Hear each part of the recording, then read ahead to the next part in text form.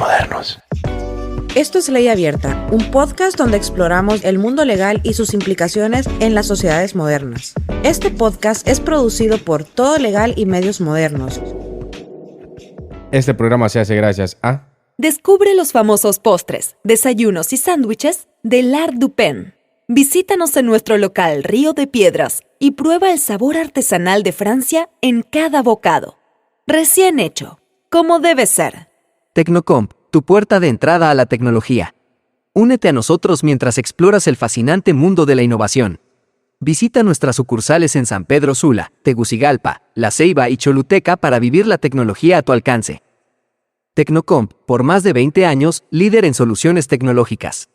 Todo Legal, una empresa hondureña de tecnología que ofrece soluciones de investigación y monitoreo legal para compañías y equipos de trabajo. Todo Legal te hace fácil el difícil trabajo de estar informado de los cambios regulatorios que pueden impactar en tu empresa.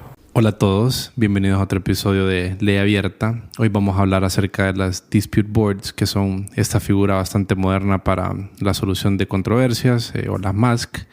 Y en Honduras se han utilizado en múltiples proyectos, entre ellos Patuca, El Cajón y en la construcción de algunas de las carreteras más importantes del país. Para eso me acompaña el abogado Jorge Arturo Reina, quien es graduado de la UNA y cuenta con un LLM de INIDEM. Actualmente es socio de la firma ESIJA, se especializa en litigios y arbitraje y derecho de la construcción.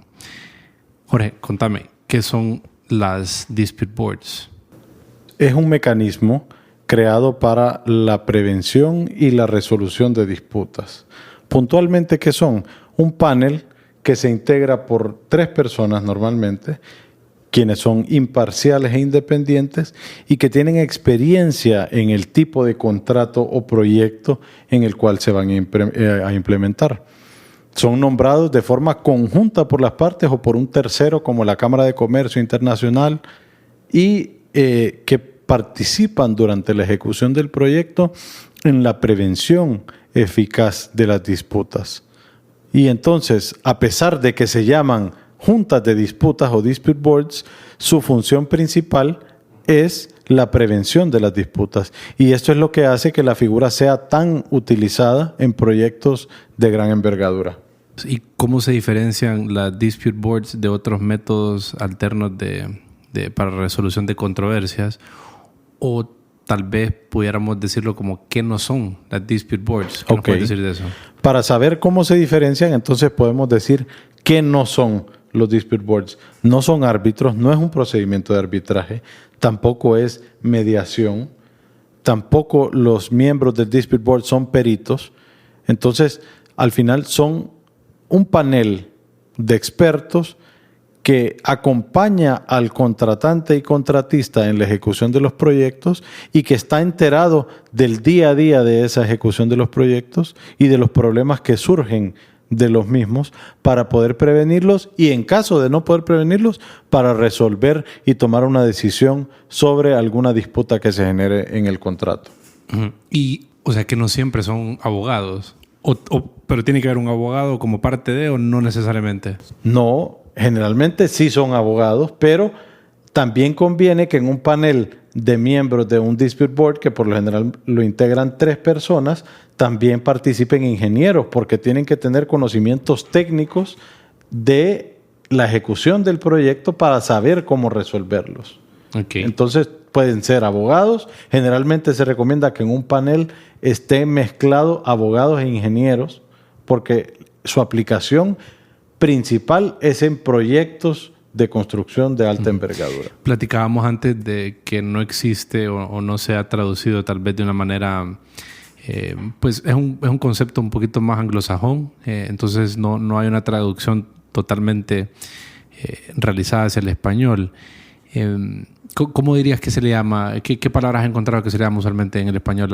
Si lo traducimos literal, sería una junta de disputas. Una ¿verdad? junta de disputas o una comisión para la resolución de las disputas será previo a acudir al arbitraje. Normalmente en estos contratos en donde se implementan las dispute boards son mecanismos de resolución de disputas mediante cláusulas escalonadas que pasan por diferentes etapas en el proceso de una reclamación y la transformación de esa reclamación a una disputa, porque no es lo mismo la reclamación que se da entre contratista y contratante y que posteriormente, al no llegar a un acuerdo, pasa a ser una disputa que finalmente la decide un tercero. Uh-huh. Como primera instancia, el tercero es el panel de Dispute Boards y luego pasa a un tribunal arbitral, a un procedimiento de arbitraje que es mucho más formalista, a pesar de que el arbitraje también es mucho más informal que un proceso ordinario ante la jurisdicción civil, los tribunales de la República.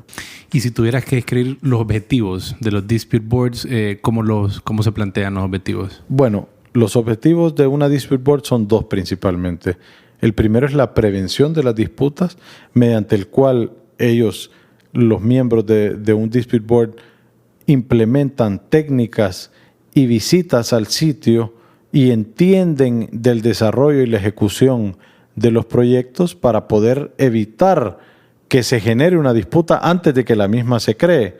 Y segundo, la resolución de las disputas. Cuando ya han llegado las partes a un camino tal que no pueden resolver sus diferencias directamente, entonces interviene el Dispute Board a tomar una decisión. Por eso se diferencia del mecanismo de la conciliación en el que las partes llegan a una decisión por sí mismas. Aquí un tercero decide por ellas previo a llegar al arbitraje. Y me suena como que hay un interés aquí de que sea bien expedito. O sea, te comentaba al inicio o antes de que grabáramos que era como una justicia continua. O sea, tenés una junta o una persona que está constantemente formando parte del proyecto y conociendo de las interioridades para evitar que se llegue a la controversia, y en caso que suceda, pues como que ya tiene las pruebas, ya conoce de fondo la situación y puede ser mucho más rápido que incluso un arbitraje, ¿no? Correcto, esa es la gran diferencia entre un Dispute Board y un arbitraje, porque en este proceso anterior al arbitraje, los miembros del Dispute Board conocen y están acompañando a las partes durante la ejecución de estos proyectos. Y entonces conocen de los problemas internos y de las complicaciones que tiene la ejecución de todos estos proyectos de alta envergadura. Distinto a un proceso de arbitraje en el cual los árbitros llegan a conocer de un conflicto años después de que el proyecto ya se ejecutó. Y llegan en cero. Entonces llegan en cero, no conocen de las interioridades del proyecto y entonces, digamos, se pierde esa intención de las partes de resolver los problemas en tiempo y de evitar demoras innecesarias. Uh-huh. Y hablemos un poquito de los tipos de proyectos para los cuales aplican los Dispute Boards. ¿Qué nos pudieras contar de eso? Los tipos de proyectos en que se usan las Dispute Boards, como te dije, generalmente son proyectos de construcción de gran envergadura. Por ejemplo, en la construcción de aeropuertos. Solo construcción, en ninguna otra. Principalmente en el tema de la construcción se han implementado. Pero los tipos de proyectos en que se usan las Dispute Boards son generalmente proyectos de construcción de aeropuertos, de puentes, edificios, represas hidroeléctricas, minería, carreteras, puertos, centrales hidroeléctricas, proyectos de infraestructura principalmente, ¿verdad? Uh-huh. ¿Y por qué no sería, digamos, en la construcción de algo pequeño, de una casa, por qué no sería viable? ¿Qué componente aquí ¿Qué componente hace que el tamaño del proyecto sea una pieza clave para que valga la pena montar un Dispute Board? Deben ser, todos estos proyectos que mencionamos tienen algo en común, que es la larga duración, los métodos de construcción que son complejos, que tienen un alto contenido técnico, que requieren de que exista un técnico involucrado en todo el proceso de construcción. Un contrato de construcción simple de una casa, de un edificio que termina en un año, no requiere un alto contenido técnico. Puede tener diferencias y pueden surgir disputas de él, pero no requiere de esa especialización y de ese costo elevado que significa la implementación de la figura. Uh-huh, uh-huh. Ya mencionamos algunos de los proyectos en los que en Honduras se han llevado a cabo Dispute Boards. ¿Vos en cuáles has participado o en cuáles has tenido relación? Si tal vez nos pudieras contar un poquito de eso. Pues he analizado casos y he participado en elaborar opiniones legales en las que se derivan de decisiones que toman los miembros de una dispute board. Y en muchas de las ocasiones, estas decisiones son respetadas por el Estado. En mi experiencia, en el 80 o 90% de los procesos que derivan de la decisión de un dispute board son respetados por el Estado y la decisión se cumple, ¿verdad? Pero volviendo a tu pregunta, yo he participado en proyectos en donde se ha implementado el dispute board, principalmente en el proyecto de la construcción de la represa hidroeléctrica Patuca 3, y también tengo conocimiento que en Honduras se han implementado en proyectos de construcción de carreteras, del corredor, por ejemplo, el canal seco, y en la construcción de o en la reparación de una carretera en el departamento de Copán. Ok, ya vimos entonces un poco el concepto, creo que está bastante claro, la aplicación que han tenido en Honduras y para qué tipo de proyectos es que valen la pena utilizar o implementar esta figura. Tal vez si nos puedes compartir algunas estadísticas alrededor de las dispute boards que han surgido. Hay la Dispute Resolution Board Foundation, ha publicado unas estadísticas que son realmente impresionantes sobre el beneficio que produce la implementación del Dispute Board en los proyectos. Por ejemplo, de las 512 decisiones que se han notificado a las partes de un Dispute Board, solamente 32 fueron remitidas a arbitraje y de estas, solo 7 de ellas fueron revocadas en el proceso. ¿Qué significa esto? Que en el 94% de los casos el trabajo del Dispute Board se cumple y se previenen disputas, y aún las disputas que llegan a ser conocidas por esto y a emitirse una decisión son respetadas por las partes primero principalmente y también por los tribunales arbitrales. Hablamos de las aplicaciones, está claro el tipo de proyectos en los que tienen pues los beneficios que representa montar un dispute board. ¿Y qué tipos hay? ¿Es una sola figura o hay distintas figuras tipológicas en las que se clasifican los dispute boards? Existen normalmente varios tipos de dispute boards que se pueden implementar en un proyecto dependiendo del acuerdo de las partes y de la importancia y vinculación que las partes deseen dar a las decisiones del dispute board.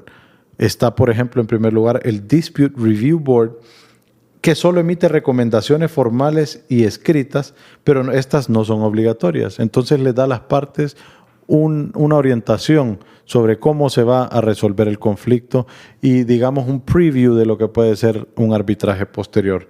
Luego está el Dispute Adjudication Board, que es en la que yo he tenido experiencia particular, en donde las decisiones de los casos que se someten al DAB son vinculantes para las partes y deben cumplirse desde el momento en que se emiten. Luego está un Combined Dispute Board, que puede ejercer acciones de revisión, recomendación y también adjudicaciones, decisiones sobre las disputas.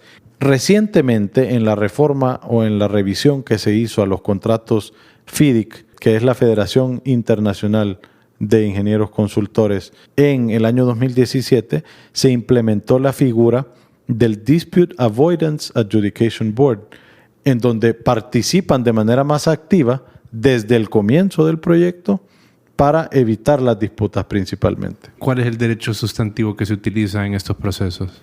Recordemos que las dispute boards nacen del acuerdo de las partes. Solo pueden ser implementadas en un contrato en donde las partes están de acuerdo. Y este acuerdo de las partes normalmente nace de la intención o de la obligatoriedad de los organismos de financiamiento. Entonces, como nacen del acuerdo de las partes, también en los contratos, en cada contrato se decide cuál es el derecho sustantivo aplicable. Y un panel de dispute board puede ser extranjero, pero aplicar para la resolución de las disputas el derecho local de Honduras, digamos, en el caso de los proyectos en donde yo he participado. Los que se pueden constituir como dispute boards es una especie de prestadores de servicios, ¿verdad? Es un contrato de prestación de servicio, un contrato tripartito que se firma entre las partes y, por lo general, en los contratos de los proyectos se establecen cuáles van a ser las reglas del procedimiento del Dispute Board. Por lo general, y esto nace de la historia de la implementación de la figura de Dispute Boards por la Federación de Ingenieros Consultores, tiene sus reglas el procedimiento del Dispute Board, que es totalmente informal, mucho más informal que el arbitraje. Entonces, si bien tiene reglas generales, estas son las que nada más rigen el proceso. Tal vez sería. Rigen el proceso de manera general, pero sin implementar muchos formalismos. Parece ser una figura bien innovadora, bastante interesante de tener como una justicia ahí constante de proyectos en los que hay muchos intereses que pueden chocar, donde pueden generarse conflictos por tal vez no resolver cosas que si se hubieran resuelto en el momento con un conocimiento pericial o con un conocimiento de un tercero imparcial, escalan a otras situaciones. Entonces, como esa figura moderna, ¿cuándo, en qué punto se ha desarrollado, en qué momentos, qué hitos se han marcado en esta historia de los Dispute Boards que nos pudieras comentar? Es interesante, a pesar de ser una figura moderna que se está implementando y que ha ganado mucha relevancia en el presente, nació desde el año 1975. El primer uso de una Dispute Board fue en la construcción del túnel de Eisenhower en Estados Unidos, en 1975. Y nuestro país tiene una importancia relevante en la historia de las Dispute Boards, porque en Honduras, en el proyecto del Cajón, fue en donde se implementó el primer uso internacional de una Dispute Review Board. Posteriormente, en 1999, la FIDIC trata de implementar esta figura y darle fuerza para que se apliquen en muchos proyectos. Y en el año 2000, el Banco Mundial recomienda que se implementen las Dispute Review Boards en los proyectos en los proyectos que son financiados por el Banco Mundial. Luego, en el 2005, los bancos también de desarrollo multilaterales adoptan el Dispute Board y recientemente, en el 2017, te cuento que la FIDIC también implementó el Dispute Avoidance Adjudication Board. Entonces, con la historia, a pesar de que nacieron en 1975, recientemente han ganado mucha más relevancia en proyectos importantes. Sí, es una historia reciente. A la hora de desarrollar un proyecto, si por las partes que configuran una relación contractual en la que aplique un Dispute Board quisieran configurar una de estas figuras, ¿cómo sucede? ¿Cómo se constituye esta junta que resuelve disputas? ¿Cuáles son los pasos? Bueno, generalmente, y existe, como es nueva la figura de reciente aplicación, existe desconocimiento aún de las autoridades de la administración pública en la aplicación de la figura. En mi experiencia, cuando estábamos iniciando el proyecto de Patuca 3, hablábamos con las autoridades y les decíamos, es necesario que se designe cuál es el miembro del Dispute Board que va a atender este proyecto, porque el proyecto solo tenía un miembro, no un panel de 3. Y las autoridades nos decían, ¿para qué vamos a nombrar a un árbitro? Decían ellos, utilizando la figura como que si fuera un árbitro, en este momento en donde no tenemos ninguna disputa. Entonces desconocían que precisamente es para prevenir las disputas que se nombra al Dispute Board. Entonces, cuando las partes acuerdan adoptar la figura de un Dispute Board en un contrato, generalmente de manera conjunta nombran al miembro de Dispute Board, o si no se ponen de acuerdo sobre el nombramiento, le piden a la Cámara de Comercio Internacional, por ejemplo, que lo designe por ellos, y una vez designado, se firma un contrato tripartito.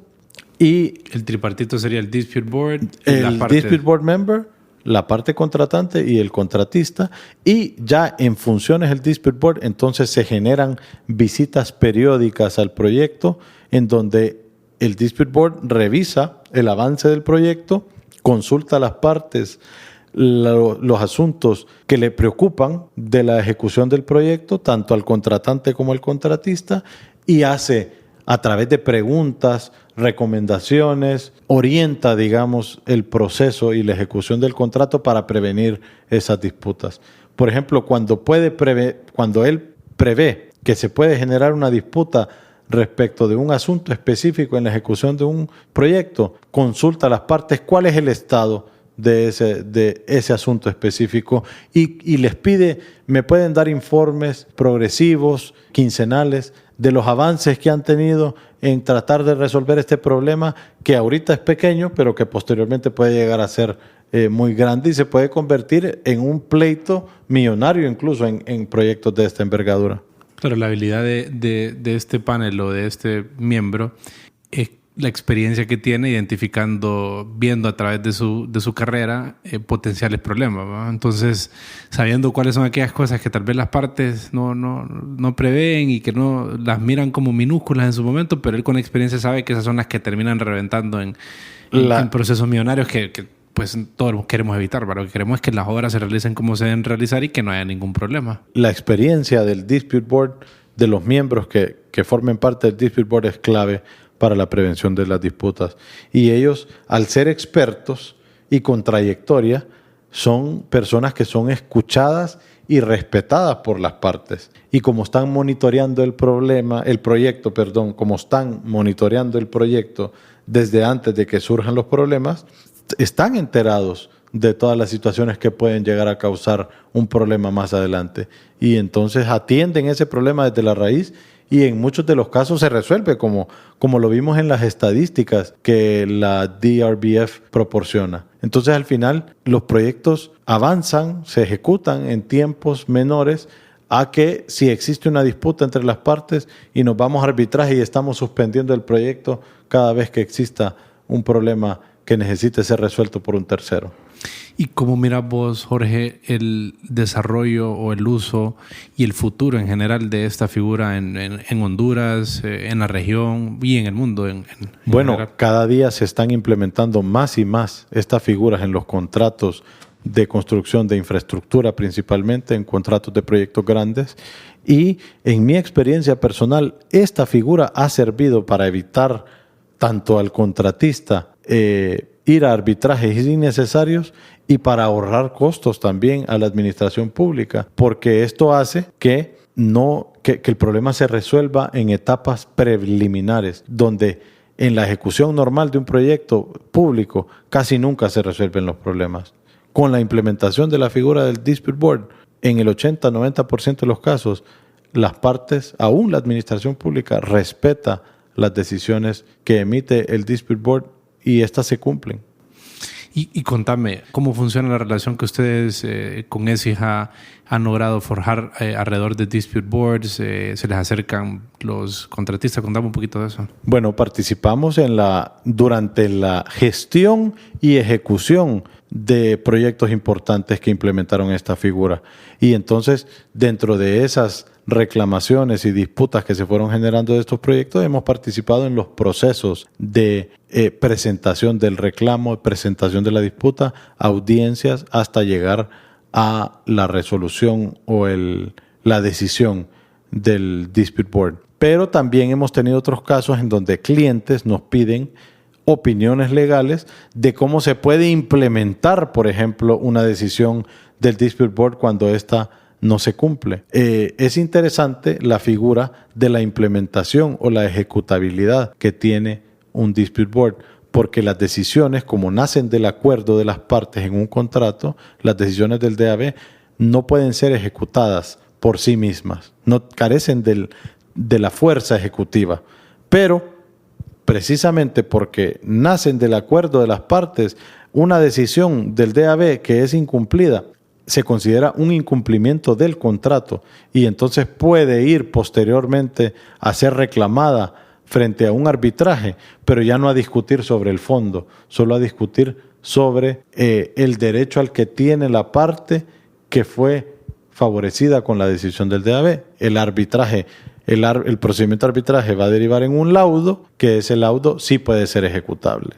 Entonces nosotros participamos en asesorar a nuestros clientes tanto en los procesos de Dispute Boards como al tener un título de una decisión del Dispute Board, cómo podemos lograr que esa decisión pueda ser ejecutada para que se cumpla lo que se decidió. ¿Y ustedes en ESIJA han realizado eventos relacionados con el tema de DABs, tengo entendido, o han traído a conferencistas internacionales, o tienen planes, o están inscritos a alguna organización? Tenemos planes. Estoy inscrito yo en la Dispute Resolution Board Foundation. Recientemente he participado en unos eventos internacionales en donde se expone y se debate sobre la implementación de esta figura.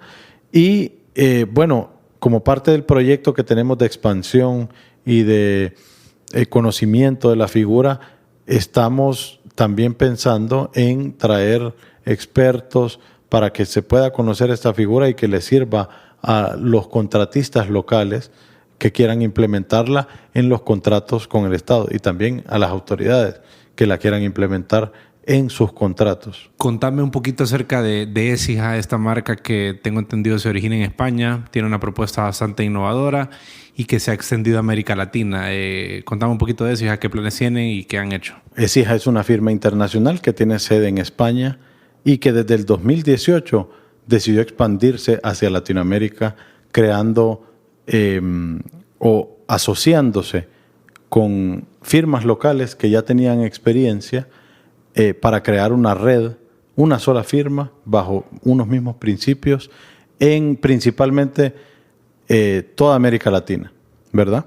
En España tiene presencia en Madrid y en Barcelona, luego en Portugal, el Caribe, México, Centroamérica y muchos países de Sudamérica. Recientemente en España ha ganado nuevamente el premio por 8 años consecutivos como mejor firma de economía digital del mercado español. Y aquí en Honduras hemos estado nominados a la mejor firma del año durante los últimos 2 años consecutivos.